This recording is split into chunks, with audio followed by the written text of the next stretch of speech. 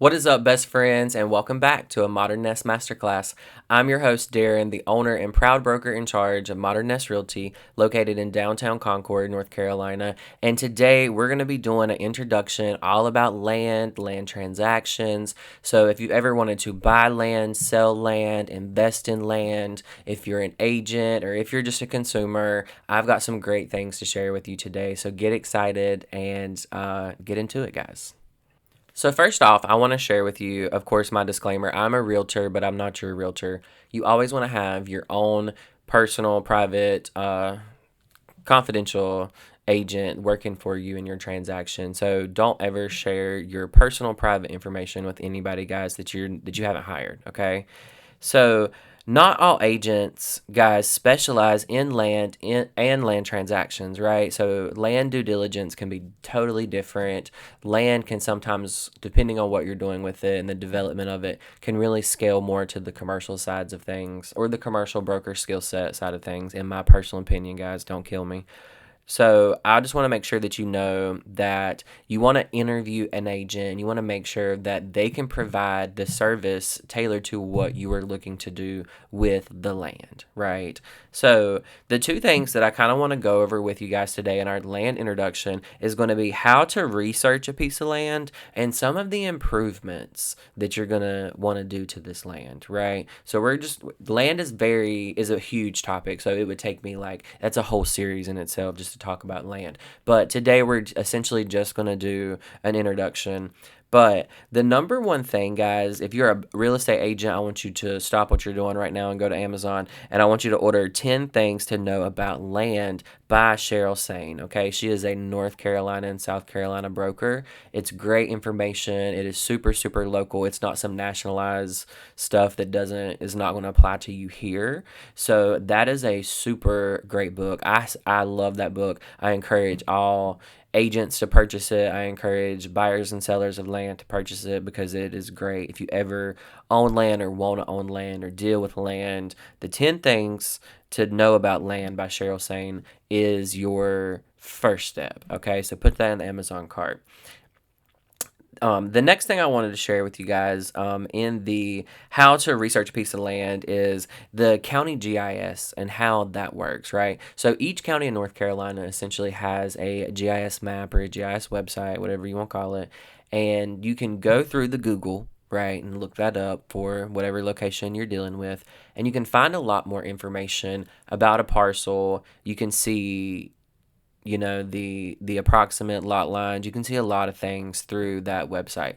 That's going to be a great first stop place for any buyer or broker to check out a parcel. Okay, so when you go to that area and you might need the owner's name, you might need the parcel identification number or some other sort of identifying information to pull up the parcel. But once you are there, friend, they have different layers, right, that you can click on and apply to that parcel. My favorite layer to apply is the contour lines. The contour lines will show you the approximate elevation of the property. So if those lines are super close together, you know it's either very hilly or mountainous or whatever. But if they're further away, then you know it's more flat. Sometimes if a parcel is very dense with woods, you can't always just assume what the elevation and stuff looks like back there. So that's a really good indicator. So definitely check out the contour lines, but you can also see things like the zoning, the flood zones. That is huge. You can see if there are streams or water on a property. I know for me and my husband, when we're looking for property, we really want a creek or some sort of natural water. So that's the first thing we look for. You can also see if there are power lines. Sometimes you can see the soil specs, the airport overlays. If there are railroads, you can tell if there's access to the property from the map, from the main road, or if there is a easement or a deed of right of way, whatever's going on, you can kind of see that from there. But your first stop is always going to be your county GIS and just checking out the parcel and seeing what it looks like on there. That is going to be a great place for you and your agent or you, whoever, to start that investigation of the parcel, right? So there are other things to do, and you always, always, always want to reach out to the Register of Deeds. I know this sounds very old school, and I'm probably going to make myself sound way older than I really am, but guys, the old school way can be the best way in a lot of times, right? So the old school way is, personally reach out to these county and local offices, city offices, whatever, you're dealing with. But reach out to the Register of Deeds, reach out to the tax assessor's office, reach out to the planning and zoning and confirm, any specific details about the property, any specific desired use or intended use about the property, and you can get a lot of information. And 9 times out of 10, guys, these are the most friendly, nicest people on the phone that you will ever talk to in a real estate transaction, and they are just so happy to help you with this information. I love calling these people. But you definitely want to check that out and make sure that you can do what you want to do and you have a full scope of what it looks like for the property, right? Because every piece of land is different. You can't always assume. You remember when you were in school and what happened when you assumed, right? So you want to make sure that you can verify everything that you want to do for you or your client, right? So moving into phase 2 of the introduction, guys, speeding along here, we're going to talk more about a cost assessment and what are some improvements look like for land, right? Here in North Carolina, guys, we have 34 million freaking acres of land and over 400 different soil types, right? So your results will vary depending on where you are and what, building practices, what code looks like, whether you're doing a basement foundation or, a crawl space slab foundation, all the different things are really going to depend on what you have to work with, right? In real estate, they always say location, location, location. So think that, right? Everything is super specific. If you're shopping in 2 or 3 different counties, the rules can be very different, right? And you would never assume sometimes driving through that they are different, but they are. But so number one, talking about a cost assessment. So my general rule of thumb, guys, and this is, I tell all my investors, I tell all my clients the same thing. Do I practice this myself? I do now.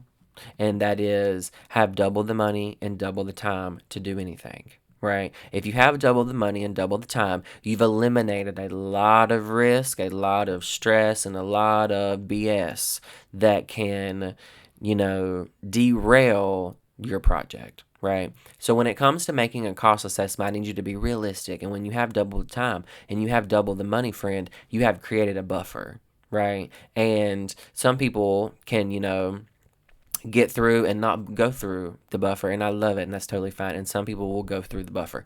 But from somebody who's done it, friend, double the money, double the time for any project. Right. And for the due diligence and the discovery phase of land, whatever you want to call it, it can take some time and it can definitely take some money. Okay, when it comes to due diligence on land, because it's not just a home inspection and an appraisal, guys. Okay, and if you are not setting proper expectations for your clients and helping them do a cost assessment, you are going to be up the creek. Okay, just know you are totally up the creek, right? So the cost assessment when it comes to land, there are several things. I want you to, and go ahead and jot this down. I want you to think water source, waste source, power source, soil, permits. Okay, so what is that? 1, 2, 3, 4, 5 total things. And guys, there can be lots more to this, but again, this is just introduction today. So number one, your water source. Is that going to be a city or a county or a private source, right? Are you paying a tap fee to tap on, or are you drilling and getting your own private well and water source, right? Again, your mileage will vary, your tap fees will vary, your costs and the depth that you have to drill will vary. All of those things vary depending on what? Location, right? So if I am in the mountains, if I am in Blowing Rock, and we are drilling through Blowing Rock to reach a well on a property, it could potentially cost you more than another area, right? Depending on what you have to go through. And guys, that's just an example. I do not specialize in selling properties in Blowing Rock. But Every place is going to be different, and your mileage is going to vary. Your next cost assessment item is going to be your waste source. So again, if you're tying into a city or county source, or if you're doing a private septic system, right? When it comes to the septic system, you're going to do the testing for that is going to be your PERC test. And so you're either going to have a licensed soil scientist, a geotechnical engineering firm, or the public facilities, the local environmental health department, come out, and they will determine the septic requirements, and what that specific piece of land is approved for and what it can do. And that can take multiple weeks, guys. So again, you want to make sure you have double the time and double the money to do that. So your next thing is going to be your power source, guys. And most typical, people plug onto city stuff or Duke Power, whatever it is. There are some people who, live off grid, and that's a whole other thing. That's not the topic for today. But on public sources or Duke Power, again, you would have them come out. And guys, most people don't buy like 10 acres of land and want to put their house at the road, right? So you have to see the cost of having power out to that home site. There can be, a lot of expense in just getting power out to the property. So again, it always depends, and there's lots of investigation. Just because you see some land for sale that looks, really cheap, really great, you have to do your due diligence. It could cost you $50,000 or $100,000 to get power to a desired home site on said land, right? So keep that in mind for power. Again, I use Duke Power a lot for an example, but they will come out, they will do the estimate for you, and they don't charge anything. Anytime that I've had it done, they don't charge anything. If anything's changed, y'all put it in the comments and let me know. And typically a certain footage from where the current power source is back will be included. I want to say it's 150 feet. It may have changed, guys. I have a hard time quoting specific things because I know as soon as those words leave my mouth, it is wrong, and somebody else has changed it. But again, to my memory, they'll include it's either 100 or 150 feet from current power line and current power source back to the property. But again, that's a big investigation that you want to have taken place. Another huge investigation, get excited, is the soil evaluation. Now, I know we talked a little bit about the PERC test, and what that looks like. Guys, that is separate and different from a soil evaluation, right? A full stop soil evaluation is what is going to be used to determine what kind of foundation, right, is suitable for the property. And if depending on your intended use and desired use of the land, those testings can really kind of change up a little bit, right?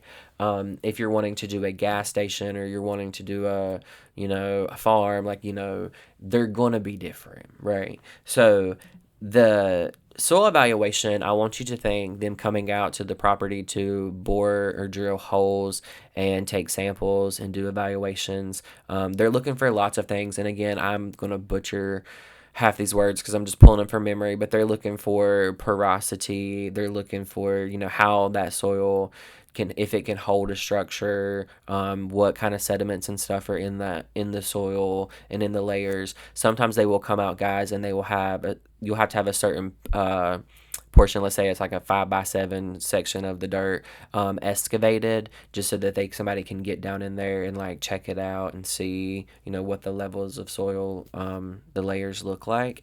So again, that can take time and that can take money, right? So make sure you plan for that. The last thing, and then we're going to get out your pocketbook, is going to be the permits, guys. Permits from phase 1 all the way to the very end, the certificate of occupancy, and getting a fully finished home. What does that look like in that area? That is something that is a part of that cost analysis and that discovery phase for setting those proper expectations of what it's going to look like to get through from A to Z, right? And when I talk about permits, I bring up, because it's very popular now, and I think it has been in the past, but it's super trendy now. A lot of people want to stay in a camper or some accessory dwelling like that while they are building a home. And guys, you can't always do that everywhere. You can't always have a camper, or you can't always have a mobile home, a trailer, manufactured home on a parcel until you construct what you want, right? So again, you have to go by what the local municipality rules are, right? And working with a great agent is going to keep you in line with that. Now, there's always people who get away with what they get away with, right? People who, live in the campers when they're not supposed to or whatever. And yes, guys, some people get away, but I'm gonna be honest with you, some people get snitched on and get fined and get all kinds of mess, they find themselves in that. And a lot of times it's because they don't have an agent in their corner that's helping them, and they're taking risks that they're not. A lot of times they don't even know they're taking the risk. They think they buy the land, they can plug up and they can pull up and plug up and they can do whatever they want, but that's not the case. And guys, again, county per county, it can be different. There are some counties who will let you stay in a camper with a septic permit and with a water source for up to like 2 years, y'all, while you're building a house with an open building permit on that land. And there are some who will not allow you, and they will come and they want to just jerk your little camper away, right? So again, your results are going to vary. So also, like when we're talking about land, not all dirt is created equal. Not all parcels are created equal. There is some land that you couldn't give away, right? I recently, I show land all the time, right? And it's like, so a couple expectations for land. You want to dress appropriately for the land. Make sure you have the bug spray. Make sure you have the boots, and make sure you're ready to be out there. But I show land, y'all, in the heat of the summer and the cold snow of the winter, right? So we do it all year round. But I have literally had showings where I seen it on the GIS map, pulled up the parcel, and I was like, yeah, it's going to have some elevation. There's going to be some hills and stuff.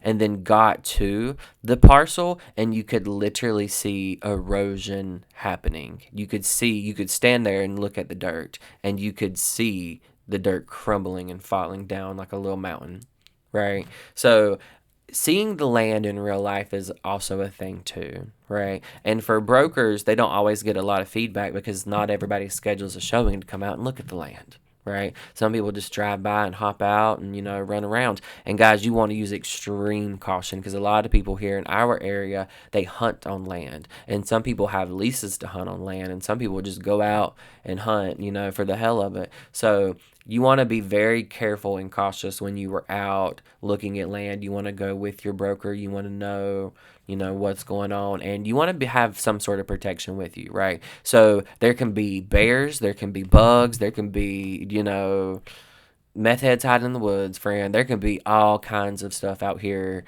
when it comes to looking at land, right? So you want to make sure that you are prepared and you are ready for whatever the forest has for you.